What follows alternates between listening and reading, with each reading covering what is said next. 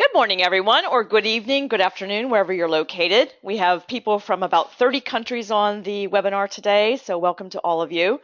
I am really excited about this webinar because I've been working with lots of different organizations over the past few years and having quite a few coaching relationships with individual improvement professionals that I'm starting to notice a trend where people are having difficulty translating the wonderful results they're getting into measurable something that's meaningful to leadership teams. And I think that the entire improvement industry, if you want to call it an industry, can benefit quite a bit by getting a little better at measuring results and reporting and communicating results. So that's the genesis for today's webinar, and let's just get to it. So for those of you who are new, I do see quite a few familiar names, but then quite a few new names. So welcome to all of you who are new to webinars.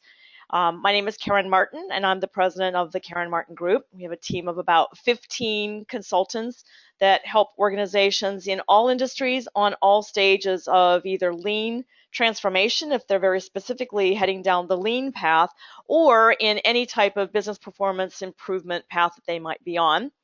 And I'm the author also of four books, three of them co-authored with Mike Osterling. You see those down there. And we just got back from the Shingo conference where we got an award for the value stream mapping book. That's my latest one with Mike Osterling.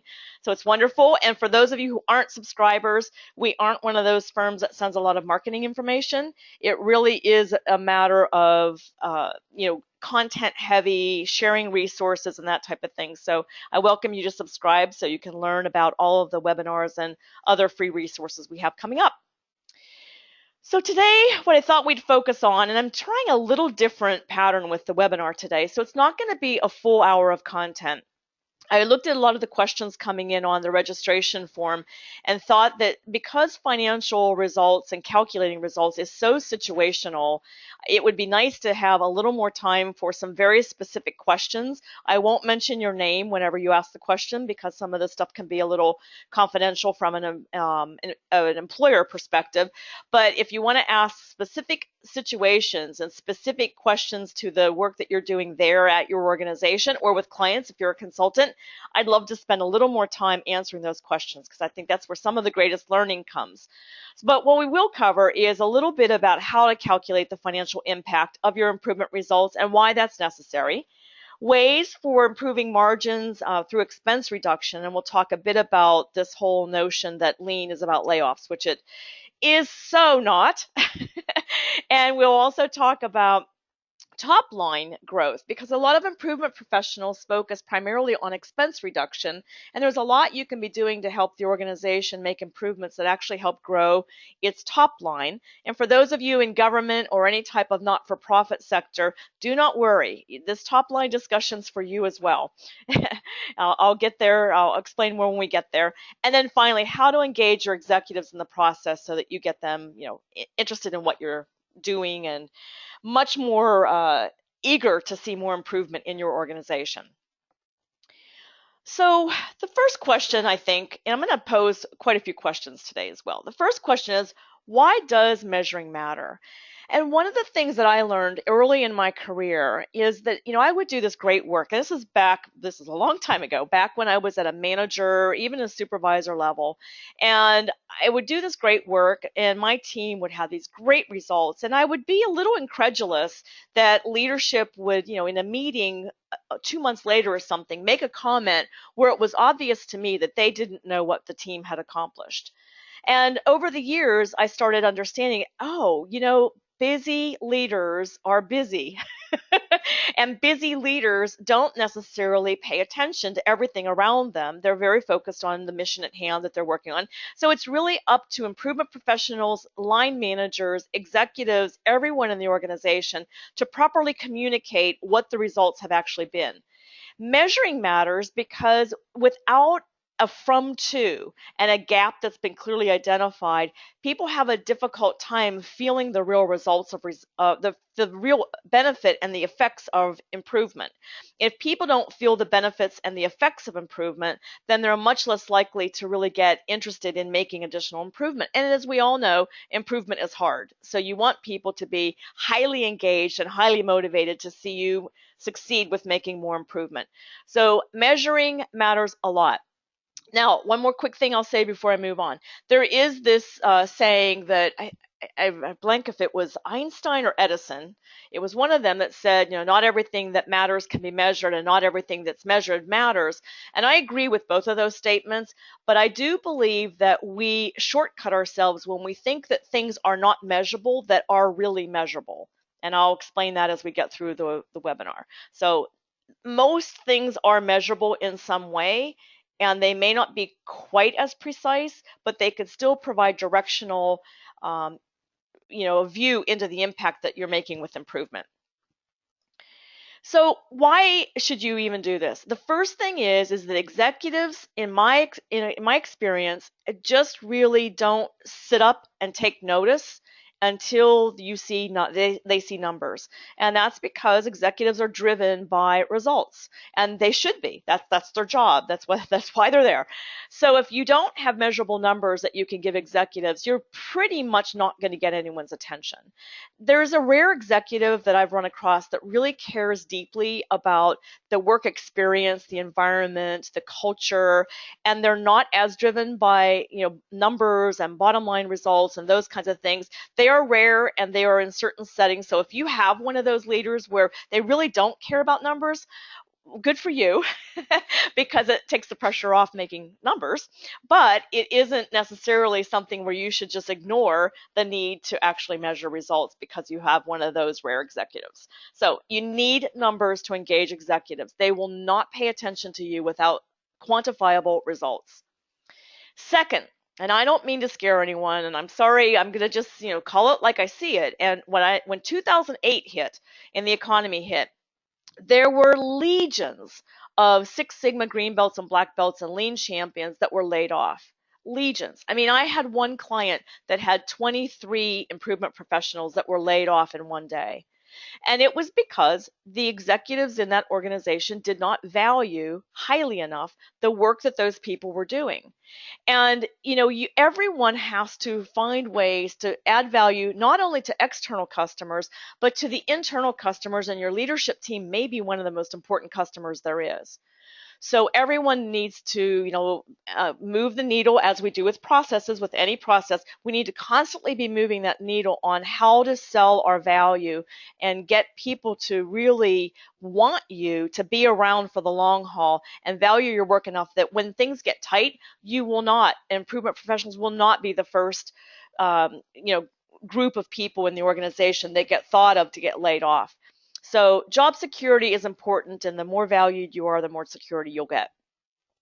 The other thing is that you really benefit yourselves a lot. And I'm assuming that most of you on the webinar are either in leadership roles where you have a very strong eye for improvement, or you're full-time improvement professionals or consultants that spend your life helping organizations transform themselves.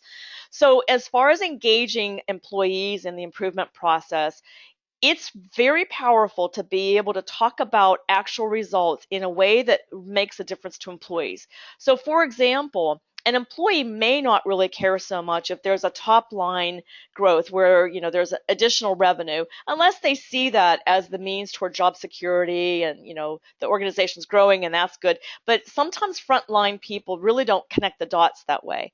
What they do care about is making their work easier, having it feel better, having less frustration in getting the work done, being able to go home at the end of the day not drained because there was obstacle after obstacle after obstacle and those kinds of things. So when you're trying to reduce resistance and get people to really cooperate and get excited about improvement, and there's a lot to get excited about, it really can help a lot to be able to say, look at what we did in this department over there. We were able to reduce the time that they spend on rework by X amount. And what that translates into is like another 4 hours a day that they're now free, or a week, that they're now freed up to be able to slow down a little bit and not work so, in such a pressure cooker situation, or it may allow them time to do a little more thorough self-inspection before they pass work on. It may allow them to get to backlogs that they haven't been able to get to. It may allow them to get home earlier. There's a litany of reasons why people love to have their work made easier for them. And usually financial results and making work easier go hand in hand. So you have to have those measurable results in order to get all these different benefits that you can get from having results, quantifiable results. So this is something that Mike Osterling and I said in our book, The Kaizen Event Planner, and I've said it for a long, long time, and I want to explain it a little bit further. But what we said was improved processes can't just feel better, they need to be measurably better. And what we meant by that is that it is important, by the way, for processes to feel better. So just getting back to that previous conversation about employees wanting to have an easier work environment, sometimes it's really an intangible, it just feels better. It's easier to get work done.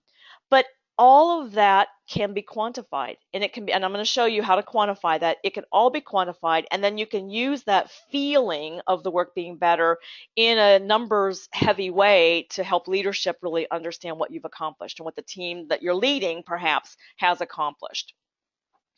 So now we're talking about results kind of generically there, but now I'd like to talk about the financial piece of this and when does money matter? So for those of you who are in the not-for-profit or government world, I'd like to just make this statement now, and then we're going to go through this a couple more times during the webinar, that money matters a ton, even to not-for-profits. So when someone asks me, in a not-for-profit, well, why does money matter, or when does it matter? My answer is always, always. Money always matters. Businesses cannot continue to be businesses. Governments cannot continue to be governments. Not-for-profit social organizations cannot continue to be successful as not-for-profit social organizations if they don't have money to reinvest in the organization. So no matter if you're a for-profit, hot commodity on Wall Street, or you're all the way on the other end of the spectrum, money matters always, and your obligation as managers, leaders, executives, improvement professionals is to get the greatest financial strength possible, no matter what your legal structure is, so that you can thrive as an organization when times are good, and you can survive when times get tight, as they did in the meltdown of 2008 through 2011, 12, and a little bit into 13. Well, and in some cases, still a little bit now, all the way into 15. So money matters. Now, here's the one thing that I've been noticing as I talk with improvement professionals that don't have business school backgrounds, and many improvement professionals, in fact, many leaders don't have improvement business school backgrounds. I don't have a business school background. I learned all of this on the street, as I say. So in the lean management world and improvement in general, we challenge the conventional wisdom of most sales teams that it's all about growing the top line. So if you go into most organizations, I'm talking for-profit organizations now, most of the time the sales VP and the chief sales officers, if they have one, are almost singularly focused on growing the top line, and that's what their job is, and that's good. However, from a lean perspective, while growing top line is important, what trumps that is growing the difference between sales coming in and the cost of running the business. So growing margins or the profit needs to be the number one priority. And as you start having conversations with people in financial roles in your organization, just start lobbying and selling and helping them understand why growing margins has to be a higher priority than growing the top line. Let sales continue to do their thing and certainly support them in growing that top line. But if you're growing the top line at the same pace that your expenses are going up, you're not getting any additional margin. So there's no additional money to reinvest in the organization in new technology, higher paid staff, more skill, whatever it might be. You have to have that money to reinvest in the organization. So a way visually to see this is that let's just say that we have an organization, we're going to look at 2011 through 2014, And notice how this organization was able to keep their expenses not growing at the same pace that their sales were, the gross sales. So this green, line depicts the profit margin. They're able to grow their profits because they're able to slow expense increases as it relates to gross sales. That is the goal in a lean organization, and every single improvement professional should be very, very focused on that. When you get focused on this type of thing, this is when your CFO, Chief Financial Officer, your COO, Chief Operating Officer, CEO, General Manager, whoever it might be, will start placing you in a higher value position in the organization. And so understanding that growing margins is the key from a lean perspective or an improvement perspective, that will help take you a long way. So then let's talk about now, how do you reduce expenses? If in fact you want to keep your expenses so that they're not moving at the same pace that growth is, let's talk first about hard dollars. So please focus over here on the left column. There are all kinds of things you can do to reduce expenses, as some of you know, and there may be some new ideas that you haven't seen, and this is by no means an exhaustive list. So first of all, anything that you do, there's probably hard cost in what you do that you could you could make it less expensive to produce whatever it is you're producing without having a quality erosion. In fact, very often you can have less expensive processing by improving quality. So here's an example, and this, for those of you who are Six Sigma people, you'll like this story. This is a matter of, this was a oil company where they were able to get top dollar for their oil when it had a certain percentage of water or less in the oil that was produced. And they were able to get the processing down so good that they had gone from wide variation to really narrow variation, but they still had too much water in the oil. So they got the variation down, but it was still too much. So then they were able to move the needle all the way past that too much point to now it had, the water was much lower percentage than what the max was to get top dollar for oil. Now they've incurred more operating expenses to get it that good. It was too good for what the market would bear. And so what then they did was they moved that curve back toward the maximum amount to get maximum dollar, the lowest amount, or I'm sorry, the maximum amount of water to get the maximum amount of revenue. So they were able to cut the cost of processing and still get top dollar for their product. There are all kinds of similar situations, no matter what industry you're in, where you can overdo and you need to back off a little bit without eroding quality from the customer's perspective. Paid overtime is often an overlooked element, and also outsourcing to third parties because you don't have enough bandwidth internally is another expense that you can often reduce by building more efficiency into your processes. Less expensive shipping. I find organizations all the time that will be doing overnight shipping, and when you really start asking some questions, they really don't need to be overnight. It could be 2-day, and sometimes 2-day could be about a 30% drop in shipping expenses. So there's little things like that that you can do. And again, you've got to sell your results once you're doing these things. I find a lot of organizations are paying for old software licenses that they no longer need, or they're paying for excessive licenses that they don't even have staff needing. So that's often a source of hard expenses. Insourcing back to an existing team because you've freed capacity, because you've gotten rid of rework, being able to quantify that reduced expense because you've now brought that work back internally, assuming you have a skill set. There's a whole lot you can do facilities related. It can be everything from utilities to reducing the actual physical space you need because you've rethought how much inventory you need to keep, and you've rethought the physical movement of people, etc. Supplier renegotiation is often one of the first places people go, is let's just get our costs down, but it's often not the biggest bang for the buck, but it still is worth taking a look at. Let's talk about layoffs now. We're going to talk about this a couple times, but anyone who uses improvement to have a layoff is just, I don't even know what the word is. There's so many words. It's just so unbelievably short-sighted, and it's so ineffective to have that philosophy and take that path. So those of you that are in organizations where leadership is looking to lay off as a result of improvement, I'm so sorry. There's nothing that I can do to change your leaders' minds at this stage of the game.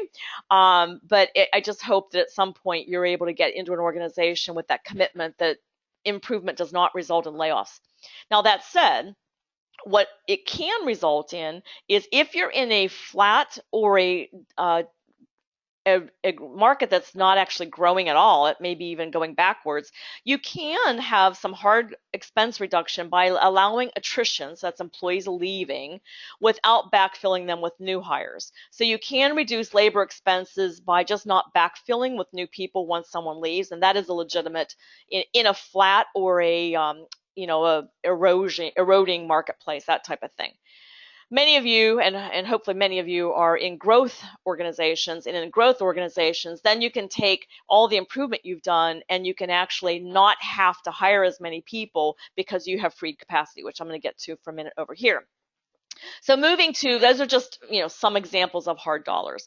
Now moving over here to the soft dollars and cost avoidance, let me just quickly talk about cost avoidance from a CFO perspective, a Chief Financial Officer.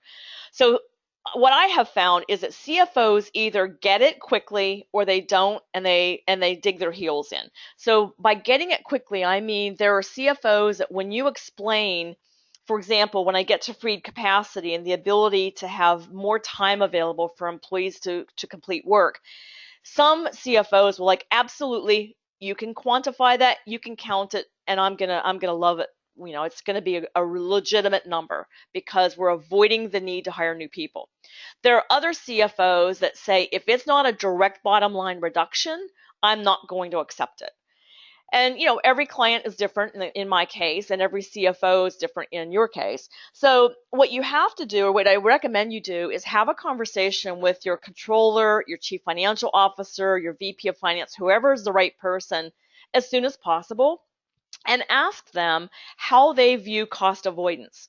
Because cost avoidance just means that you're avoiding the need to spend that money down the road. And, most mature and sophisticated lean thinking CFOs think that's absolutely legitimate cost to quantify. What you don't want to do is to include this in your look at our benefits, look at what we've done, look at our results, if a CFO is going to not accept that, because then you lose credibility in that CFO's eyes. And so you just go in understanding what's of value to a CFO from an improvement perspective and what is not. The other thing I would recommend while you're having that conversation is talking with the CFO about, what are our highest cost areas. That gives you some idea of where you can go. A lot of times there's a big disconnect between the finance team and the improvement team, and so the improvement team doesn't even know where there are, red flags in a budget that could be part of the focus area. So definitely have that conversation with your CFO or controller or whoever is relevant. So now going back to these soft dollars, as they're sometimes referred to, or I call it cost avoidance, is lower turnover and fewer sick days and workers' comp claims. That whole bucket there of those three are all about creating a better work environment. And when people are getting engaged in daily kaizen and they're loving the improvement process, which if it's well done, it's typically quite invigorating and people love it. That's going to create an awful lot of benefit for the future, where you won't have as many people leaving and calling in and making workers' comp claims that may not be legit. So you can definitely quantify this. In terms of turnover, one thing I would recommend is that you talk again internally with what the cost of turnover is in the HR executives' eyes, human resources, and in your financial people's eyes, because there are if you Google this, you'll find that there are estimates out there and some pretty hardcore research that are everything from hiring someone is about 4 times their annual salary in terms of all the training and everything, all the way up to like 10 and 11 times their annual salary. So that's per person. So you can see all kinds of estimates, and you just want to make sure that you're using a number that your internal people and your leadership team's comfortable with. Litigation mitigation is another one. A lot of times we forget. I mean, there's a lot of industries that have a fairly big problem with lawsuits, and lawsuits are very expensive. So if you can get the average cost of a lawsuit especially if you use an outside law firm, and you can look at the number of those, in a pre-improvement state, and then make an improvement that makes a lawsuit less likely because you've improved safety, or you've created some other goodwill situation that's going to make a lawsuit less likely, and then look at it over time. If you can do a direct cause and effect between your improvement and the fact that you're now having fewer lawsuits, that's usually huge bucks. Fine avoidance, there are a lot of compliance issues that are out there now where people are getting fined. I have probably almost every client in the past 3 years has had some sort of a situation where they've incurred fines due to lack of compliance. And if you can reduce those fines, that is cost avoidance. Or reduce the need or the likelihood of a fine. Proportional hiring, this is what you do again in a growth mode. If you're able to have fewer people hired in order to meet the needs of this incoming growth that's coming in, that's cost avoidance, and it's legit.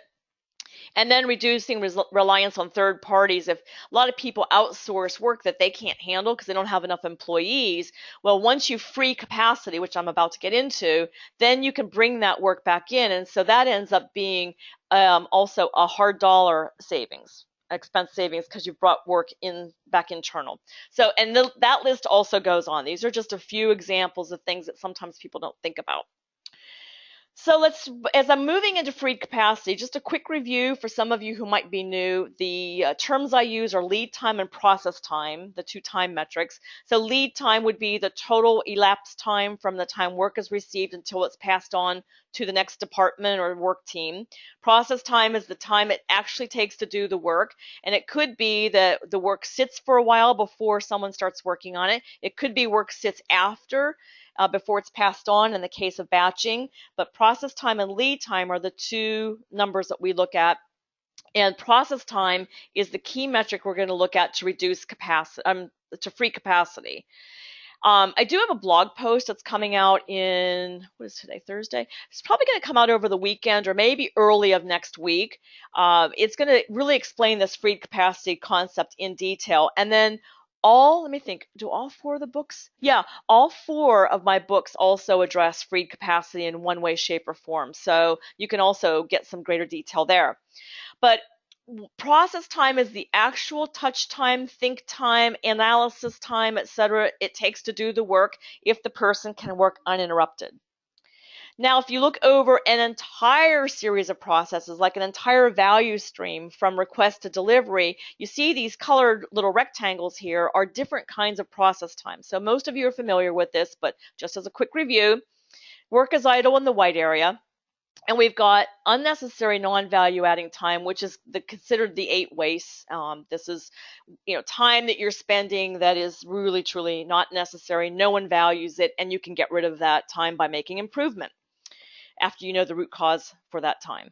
Necessary non-value adding time, you're not going to ignore it completely, but it's going to be your second priority, and that's essential activities that need to be done in order for the business to run successfully, or it could also be things like meeting compliance requirements, and you want to look to possibly reduce it, but you're probably not going to get away from 100% of the process time that's in the necessary bucket.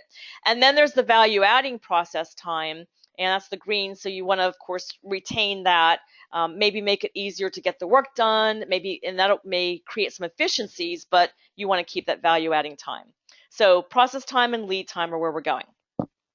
So PT is the abbreviation for process time. How you calculate freed capacity is you make an improvement to a process, you measure the current state process time, and this could be of a whole team, it could be across a whole value stream, it could be one person. And then you subtract from that the future state reduced process time. Now, there are rare cases when increasing process time makes sense. I'll get to that. But, well, actually, I'm not going to get to that. So if you have a question about that, you can ask it at the end of the webinar. But you subtract those and get the difference between the two process times. You multiply them times the number of times per year or per week or per month, whatever you're measuring, that process is done. And that gives you freed capacity in time. So you can have hours, minutes, days, etc.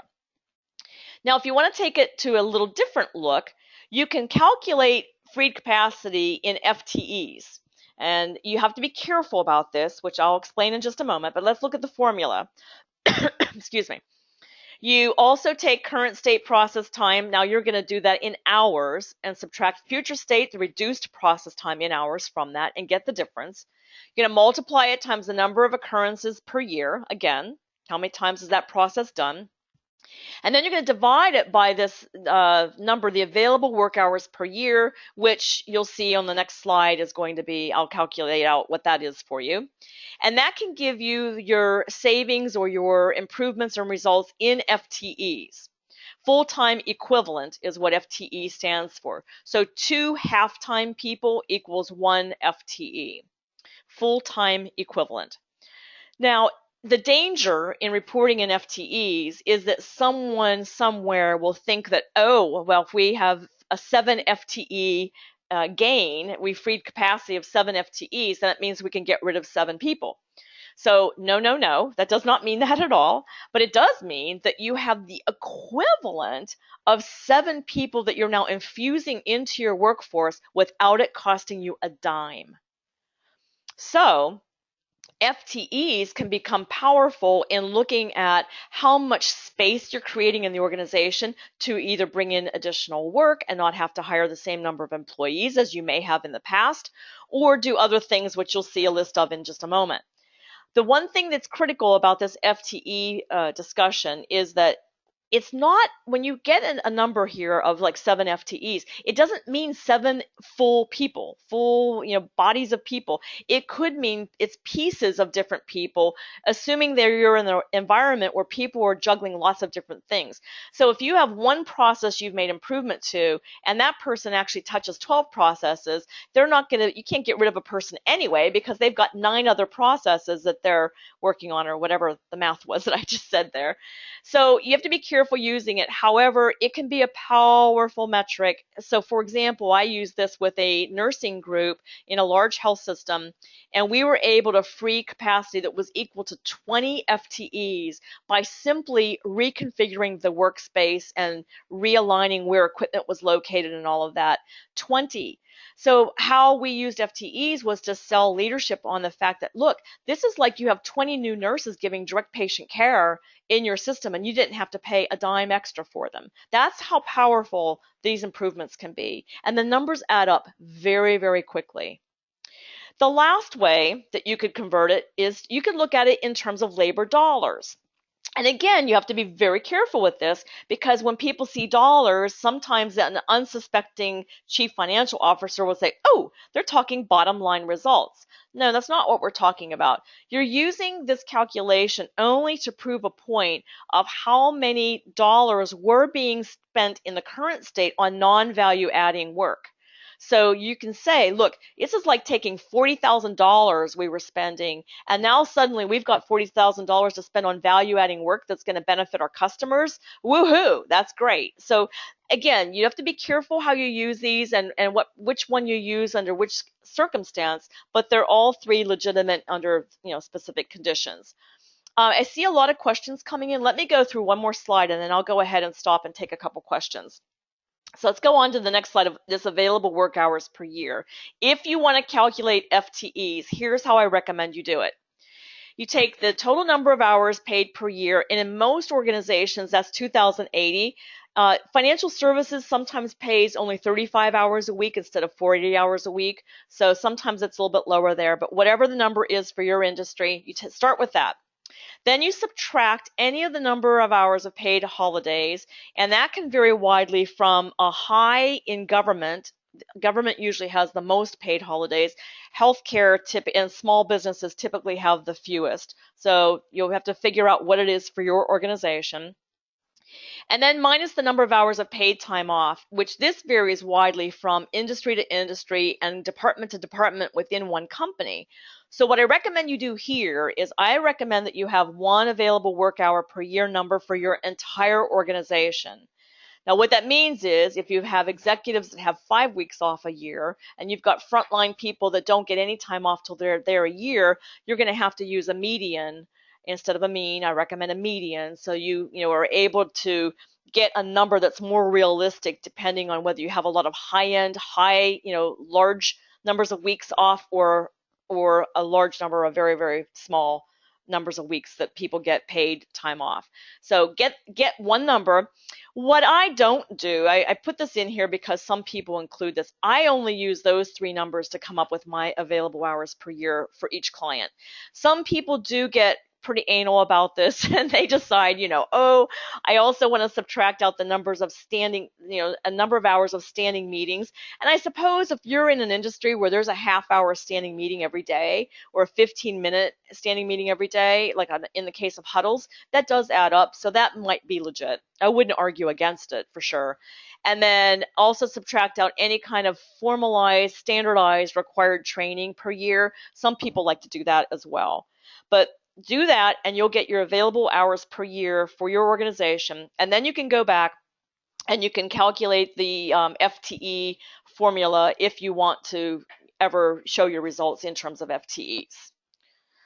Okay, all right, let's go ahead and stop and take a few questions.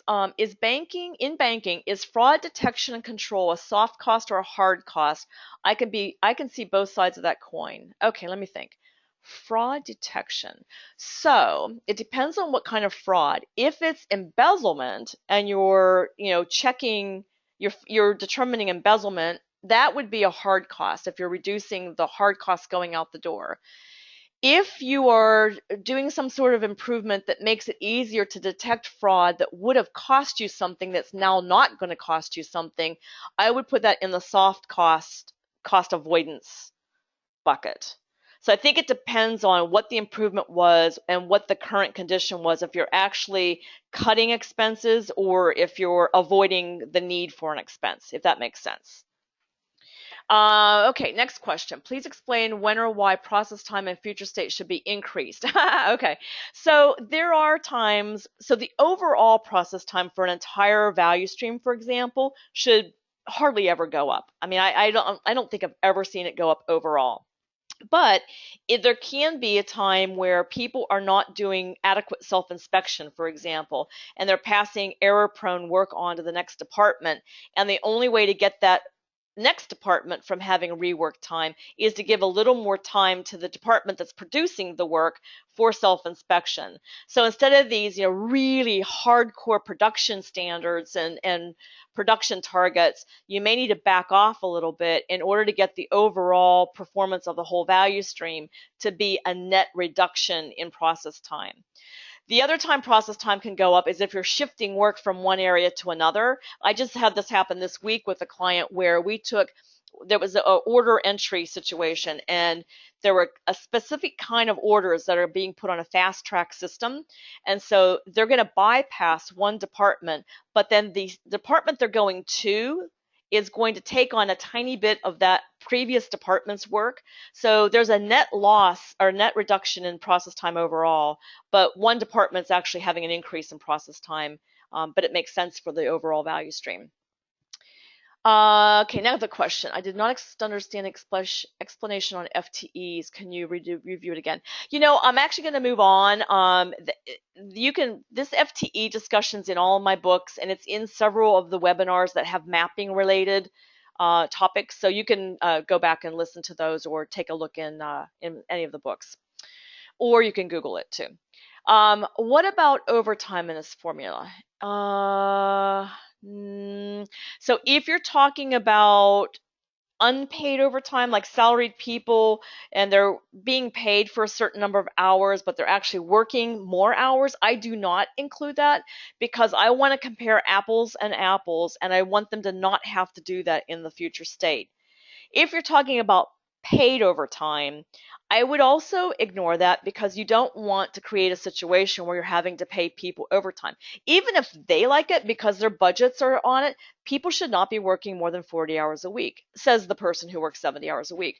But really, we really shouldn't be working more than 40 hours a week if we get our businesses in a good state, and we value work-life balance. So I would not include paid overtime or unpaid overtime in either one of these for those reasons. Okay, could you please restate the difference between cutting costs and cost avoidance? Okay, yeah, sure. So let me go back up to this. Here we go. So on this left side, these are expenses where you're already incurring expenses as an organization, and through improvement, you're reducing either the the total dollar value or eliminating it altogether. So the improvement is resulting in a true bottom line impact improvement where you're no longer spending that money. The cost avoidance column are those kinds of activities that result in the how do I word it another way? It results in a condition where you're less likely to incur a cost. So, in other words, if you have work coming in and you have to hire two FTEs, two full-time people in the current state, and you've made the work efficient in the organization, so now you only have to hire one FTE for this additional growth that the organization is bringing in, new business, then you have a one FTE cost avoidance. I hope that makes sense. Let me know. You can email me after if you don't understand that, and I'll give you a little more information. Okay, so let's move on. Let's go forward. Okay, so here's another thing that you could use. I encourage you to borrow this because it's really pretty effective. This happens to be all these little acronyms around here happen to be people in a process. And the lines that connect all these people are communication lines and touch points throughout a whole process. So this is basically taking a serial process map and saying, okay, so SCA then passes it on to the PEO and the SK. And then the SK reviews it and they send it back to the SCA, but they're CCing the CO and the SNAP. And it's basically just looking at the communication work volume throughout an entire process. And it's a version of a spaghetti diagram for those of you who are used to it, only it's a non-physical, non-movement. It's more of an informational spaghetti diagram. And in the current state, what they calculated was that it was a total process time of 108 hours of all those people taking a look at the information they received, and in some cases taking action, and in other cases not needing to take action. But 108 total people hours to process this particular process. Now, in the future state, by rethinking who needs to be involved, when do they need to be involved, what do they need to be doing, this is now a visual of the future state where you see far fewer people involved, first of all, and far fewer connections between the different people. And that was their way of streamlining the communication, which resulted in a process time of 58 hours. So they basically freed up 50 hours of process time. And given the amount of work, the volume of this that was going on, whoops, I'm sorry. Given the volume of work that was going on, I forget what that actually calculated out to, but it was significant effort. I forget what it was, but it was, I don't know, like 6 FTEs or something like that, or the hour equivalent of 6 FTEs. All right, now, and here's another example of looking at now physical movement. And this is, again, process time related. It's not all in the, in analysis and thinking. It can also be in physically moving. And nurses, I mean, this is anybody physically moving in an organization. This is what's called rig up. And this is the oil industry where a big old truck comes in with a rig lying on its side, and then as it gets into a stationary spot where they're going to drill, the rig up is going into a perpendicular position to the earth, and then they start drilling. So the lines represent all the different people that were involved with rig up in the current state. And this picture here is the future state after they rethought the physical location of different supplies and equipment, and also rethought who should be involved and when. So look at this walk distance, total all people involved over 3,000 feet before and down to 300 feet after, like significant reduction, which has a significant safety benefit as well in that kind of an industry. So what this reduction resulted in over the whole year was 5,900 miles of walking, which when you convert that to time and then you convert that to the free capacity is significant. So, this is the kind of work that you want to be able to calculate, in your sleep, so that you can say, yeah, but that results in da da da da da. And you can really use those numbers to build credibility and sell improvement across your organization. So I'm sorry, I did the calculation. It was 7 FTEs. That's right. I forgot about this. So 50 hours times 250 occurrences per year, 1,700 employees per year is 1,750 hours per employee per year. That's the available work is 7 FTEs. So that's an example again of how you calculate freed capacity. What do you do with freed capacity? Well, I mentioned several of the things. I did not mention the ability to get to know one's customers better and possibly take some of that freed capacity and move it into product development, and develop new and more value adding products and services, goods and services, making improvement. Every time I wish I had a dime for every time someone said, I don't have time for that Kaizen event. I don't have time for that mapping. I mean, you all know this, and if you free capacity, it creates the ability for people to participate in making improvement and getting the organization better and better and better. So the next thing I want to talk about is the fact that those of you who are in manufacturing, especially on the line, and those of you who've been around the lean world for a while, you'll notice that there's something missing from my list of reducing expenses. There's something missing.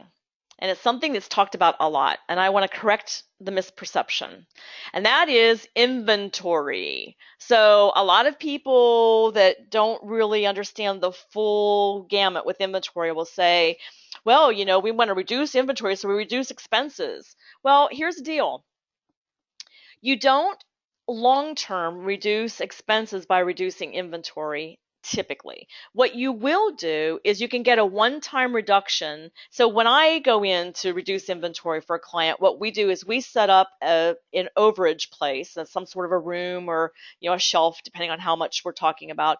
And anything that's not going to be in their total min-max method of how much inventory they should keep goes into this overage area. So this is all the excess inventory they were carrying. So then, instead of needing to repurchase, and get new supplies in as they get to their minimum level and need to order more, they're drawing from that internal store before they go out and order new material from their supplier. So it's a one-time gain in you being able to reduce inventory. But unless the actual quantity of use goes down, which it could in some places, unless the total quantity of use goes down, you don't really reduce the total annual expense of inventory. The annual expense pretty much stays the same. And it's just a very common thing you hear out there is like, well, we're going to reduce inventory to reduce expenses. Well, what you do by reducing inventory and getting to a nice min-max is you create better flow because you never run out. You create better cash flow because you never have too much sitting on the shelf. You get more predictable throughput in terms of, all the work that you do, and can create better supplier relationships as a result. You can reduce your physical footprint needed, the storage needed. You can reduce the risk of damage or expiration in the case of something with an expiration date, like in healthcare. You can reduce the amount of management labor effort required to manage inventory by going to a nice min-max system using Kanban. So there's all those benefits, but it's not a bottom line expense reduction benefit or as much as that people think it is. So I just wanted to throw that out there. And yes, I see a comment, we would call it safety stock. I'm not actually talking about safety stock. There is a legitimate reason to have safety stock over and above your min-max for catastrophes and things like that. I'm talking about just the initial sort as you're discovering what amount of inventory you really need to carry. All of the excess that an organization has goes into a place, and then once you go through that and you have your regular procurement cycle or purchasing cycle in place, then that space that you had is used for something else. It's a one-time need in order to get moving into a nice inventory management system. Okay, so now let's talk about the top line. So here's the thing that I find improvement professionals and leaders are often, anyone who's involved with improvement are often not thinking enough about. So top line improvements are important, and buddying up with your sales team, for those of you that are in organizational sales teams, that can also gain you quite a bit of clout and credibility, build credibility in your organization, because it's not all about expense reduction. It is primarily about expense reduction, but it's secondarily about top line improvements. So here are the range of improvements you could be involved with and that would make you a superstar in your organization. One is new product development is typically way too long. It takes too long to get product to market, and just the innovative levels of new features and new innovative ways of delivering value to a customer. There's a lot that you can do to improve in that arena. Also, there are quite a few products where people are not actually getting maximum price. Now, I don't mean going out and gouging customers, because it is a competitive marketplace, but I'm talking about customers that are actually paying for things and then it doesn't get billed somehow internally. I have a client right now where it's a very, very complex product with very, very complex pricing and lots of different features. And there are features that the customers are paying for that they aren't, or they thought they were going to be paying for, that they're not actually being billed for. So there's a lot you can do to make sure. And healthcare is another great example of this, where there could be a line item on a claim that gets missed going to an insurance company for reimbursement in the case of a reimbursable situation. And so you just want to make sure that you're getting what you're actually incurring expenses for and what the customer already thinks they're paying for. Next thing is the whole new product features, new markets, looking at going into a new market. No one says that the improvement team can't help a sales group figure out a effective way to go into a new market. Attracting new customers in existing markets. What are you going to do to bring in more customers? What can you do to perform so well as an organization that the word of mouth referrals go up, and those kinds of things that you can do. And you can measure this. I mean, customer satisfaction surveys and customer loyalty surveys are a great way to get insight into, are your customers recommending you or are they not? Retaining existing customers, there's a term some of you may not be familiar with called churn, which means of all your existing customers, how many stay, how many leave. You can increase the sales volume or frequency of sales per customer. There's all kinds of improvement projects you can do to increase the likelihood that someone's going to come back. You can, this is kind of related, is a charge for all chargeable services. So there are chargeable services that are the norm that a lot of organizations end up giving away. And if you can create some insight into that and then create an improvement process where you're able to now start billing for those charges, that's money that you're now going to bring in that you didn't have otherwise. And then reducing write-offs, so improving the billing cycle and collections so that an organization isn't having to write off revenue or write off sales that they would have otherwise gotten. All of those, and there's more, that's just a short list of ways that you can contribute to the top line so that people will take what you do very, very seriously. Now, the question of how to track results always comes up, and I am not 100% sure how I feel about this, to be very honest. I do like to track it. I don't like to get excessive about tracking, and I don't split hairs when it comes to tracking. So this is an example of a results tracker for a client. What this is this was a value stream transformation project. It's a 9-month value stream transformation. These are the activities that are being done. So you see the value stream map itself. We see a kaizen event. An RPE is a rapid planning event where actual improvement doesn't result, but a plan does. And then a project. Then there's the dates, there's what the output was. Is it an actual deliverable, like in the case of new standard work, or was it a policy change, a decision, and that type of thing, or was it just an action that was taken? And then the measurable results, there are some where it's really hard to quantify, but there are what I call collateral benefits, like, for example, improved customer experience, which ultimately should result in greater loyalty, retaining that customer, having them talk well about the product and the client so that other customers will come. There's all of that that's a little tougher to quantify. But you will see lead time reductions and freed capacity reductions. And so the blog post I mentioned that's coming out, I'm almost done with it. But the point of the blog post is to say, look, Yes, everyone says that lead time is the primary lean time metric and it's all about lead time reductions. And I don't argue with that. What I do argue with is it's all about that and nothing about process time. When you have especially an organization where 80% of the budget is labor, then you need to get efficient in order to get expenses proportionally in line with what the sales growth is. So freed capacity via process time reductions becomes highly, highly relevant. So it's not all about lead time. It is primarily lead time, but process time reductions come right behind it. So in this case, if you look at already, so this is just since February to April, already they have, 1,150 hours of freed capacity. That's about $36,000 of labor. It's a little over half an FTE.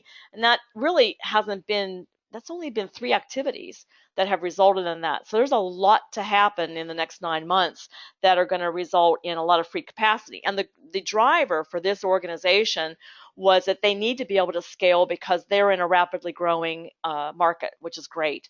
It's just a really fast growing market and they don't want to have to keep hiring the same number of people. They want to be able to provide greater customer experiences and so forth. So this is something you could create if you want to track it, if you want to track results, which I do think, something like this is helpful. Now, I want to talk about daily kaizen and tracking financial results for that. And I also want to just sneak in here a quick comment about what I see a lot in a Six Sigma organization. What I see in, let's talk about Six Sigma organizations first. I see projects very often not being allowed. So improvements basically not even making it to a list unless they guarantee X dollars of return on investment or X percent return on investment. I've even seen it so intense that it's like it has to be a 5-time return on investment within 1 year, and it has to include the labor of the teams involved in the process, and all their time and all of this. And it's just, that's a grand slam, and grand slams are important, but it really minimizes the need for daily kaizen, daily improvement, which is where an organization really long term gets its biggest benefit. So the question that I'm asked a lot is, when you have a huddle board, an idea board, and people are making daily kaizen improvements, should they or should they not be taught to quantify for financial results? So my answer to that is they should be taught to quantify results for sure. That to me is non-negotiable. It doesn't, back to this, it can't just feel better. It needs to be measurably better. You definitely want people to learn how to quantify results. Now, forcing people to put everything into financial terms, I also think is overkill. But I do think even in not-for-profit settings, it's important for people to get sensitized to expense reduction and sensitized to the need to reinvest in the organization. So somewhere between no financial and excessive financial is where I end up. And so you see here on this particular idea sheet, there is a financial performance result, but you can't just roll this out and expect that people are going to know what to do. They have to have a lot of training and development in understanding how to create a real financial result. Because what you don't want, people, programs, improvement people lose credibility very, very quickly if they put out financial results and the CFO says, no, that is not a legitimate financial result. So again, get with that person up front, find out what they're going to, value and allow in the legitimate bucket, and find out what are the kinds of things that could lose credibility for you or anybody on your teams, and stay away from those. Okay, so hang on. I have 2 questions here I'm going to go ahead and take. Can I make a suggestion? Get the finance team to calculate or own the before and after cost of a service rather than the improvement team. It's a golden opportunity to teach them about lean and convert them. And once converted, they will have a hotline to CFO. Finance business partners should have a good knowledge of business improvement if they're going to work effectively as real partners. So I agree partly with that. I agree that the finance people are often the last to come to lean, and they need to be one of the first groups to embrace lean. So I agree that there's a lot of education and partnering that should happen there. I do not agree that the finance team should be calculating before and after costs. Not at all. I disagree with that vehemently, in fact. I think that improvement teams need to learn, because everybody in the business needs to really learn how the business is done, not just the finance team. And that's a big problem in business today. I talk about in the outstanding organization is that people in sometimes very high positions don't even really understand basic business. So by sensitizing people to, money in, money out, all of those basic business things, I think it really helps an organization excel. So I agree partly with that. Next question is, how do you account for the cost of running the VSMs or Kaizens? Good question. I don't. Except for my cost as an outside consultant, I don't recommend that organizations count the time and put it into labor dollars of the people on the teams. Now, budget-wise, very often a different cost center will be set up for improvement, and if it's an organization that budgets time against a financial bucket, then they can use that separate cost center for budgeting for the time. But in terms of proving return on investment, those people are at work anyway. And the only way to get improvement valued to the point where improvement becomes part of the work instead of something separate, which is the ultimate goal. Improvement happens in the course of doing work versus it being something separate. Then you kind of start creating this thought that, oh well, it's a separate activity. So for those reasons, I don't account for the costs when I'm calculating ROI, return on investment. Okay, so now the bottom line is, and then I can't wait to take some more questions. The bottom line is, this may sound harsh, but it's so true. It is tough for anyone to take improvement seriously if you don't measure and communicate real, tangible results. And I highly recommend that every single one of you create a nice visual board somewhere where there's a high traffic area, and you start quantifying and communicating your results. I recommend that you create little, easy to understand one-page summaries, or in the case of a PowerPoint heavy organization, maybe 3, 4, 5 slides at the most that summarize what the problem was, what the gap was, what you did, what the root cause was, what the results were, something like that. I mean, you really do need to communicate well, because people are busy and they are not paying attention to the degree that we would often like and assume. People are consumed with their own projects and their own needs and their own staff, and they just don't look. And so I would love for all of you to learn that lesson a lot earlier in your careers than I did, and be able to run with that and become highly, highly valued in your organization, because you're proving that in fact you are getting great results for the organization. So with that, I'm going to just go over here again for those of you that may have logged in late. If you have not subscribed already to our list, we really do.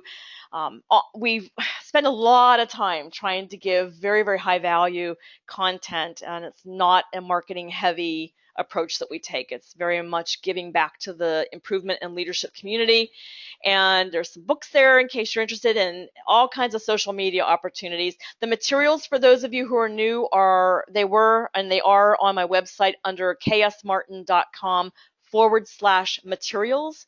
They'll be down in a few days, and then they'll be on SlideShare. The recorded webinars, for those of you who are listening and interested in sharing with anyone else, will be on the website under /webinars, on YouTube, on SlideShare, and on Vimeo, all 3 places. So they'll be there within a day or so. Okay, so thanks everyone. Let's go ahead and go to some good questions, and give me specifics if you can, because this is all situational, and the more detail you give, the better I'll be able to answer. So next question is, what are ways to calculate the financial benefit from lead time improvements? Good question. So there's a couple different things that can happen. One is that by producing work more quickly and getting it out to customers more quickly, you may be able to actually grow market share. You may be able to get more business from a customer, because a lot of people will trial and they'll go to 2 different organizations and see who's the best. And so they'll go ahead and they'll go with you if you're able to produce more quickly. You are also able to get, in a case of a highly engineered product, one benefit of shrinking your lead time is that you can get product out so quick that in order for customers to change their mind, that's now a change order, which is a billable charge. And so if you take long time to get product developed, it's not legit for you to, in this long engineering process, say, oh, well, that's going to cost you, because you haven't ever gotten to a final output. If you get to a final output and then the client or customer changes their minds, it's easier to charge for that. So that's another financial benefit. Another thing would be that if you're having long lead time, you're always incurring more expenses. So it would depend on what you're doing, what the actual product is, or good or service, on what those expenses would be. So for example, the longer it takes to produce work, oftentimes the more, energy you're spending from a utility perspective. The longer it takes to get work out the door, oftentimes in a manufacturing operation, you have, costs of machinery and that type of thing. In the case of anybody that's using a supply, so I'm thinking not a knowledge work setting, but another setting like a laboratory, research labs, things like that. If you take a long time to get product out, you're typically using more product because there's typically some rework in there, and so you're incurring additional expenses from a supply perspective, and that's why it's taking so long to get it out. Whereas if you can get your lead time down, then you typically have had to do so by reducing the rework time. Let's see what else. Lead time reductions. It's so situational. It's mainly quality and market share, customer experience. Um, Let me think about that through another couple questions, and I'll get back with you. And I know who you are. I'll send you an email when I think when I think about some more. Okay, next question. Just a comment. I'm currently process mapping a particular process, and I'm finding that your book, Metrics-Based Process Mapping, is perhaps the most useful with respect to linking improvements to the bottom and top lines. I highly recommend it to all. Oh, thank you, Tom. Thank you very much. It's an expensive little book because it has a very, very extensive Excel tool in it, so it's kind of, buying software. But I do get good comments from people who buy it, so I recommend it too, Tom. Thank you. All right. Any other questions? I do see one hand up, so I'm gonna put the hand down. And then if you want to ask a question verbally, I'd love for you to raise your hand and I can unmute you and we can actually hear your voice. We've got a few more minutes, so we can take a verbal question if you have any interest. And if you're too shy, you can go ahead and type it in the question area. Let's see. So maybe do a favor okay, so now you're going to raise your question if you're still typing in a question into the actual question box, because otherwise I'll go ahead and I'll end the webinar. But if you're still typing, let me know by raising your hand and I'll hold off. All right, I see no hands going up, so I'm going to go ahead and wrap the webinar. Thank you so much, everyone. That was a good set of questions there. I hope you got a little bit out of this and you're able to do an even better job at selling results and quantifying and getting everyone to see the value that you're actually providing. So best wishes to you all, and I'll see you at the next webinar. Take care. Have a great rest of the day or evening wherever you are. Bye-bye.